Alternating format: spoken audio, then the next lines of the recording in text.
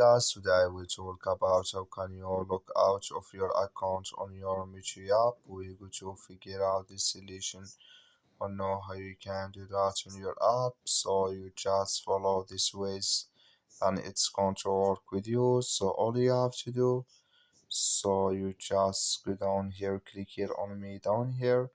When you just click here on me, sorry.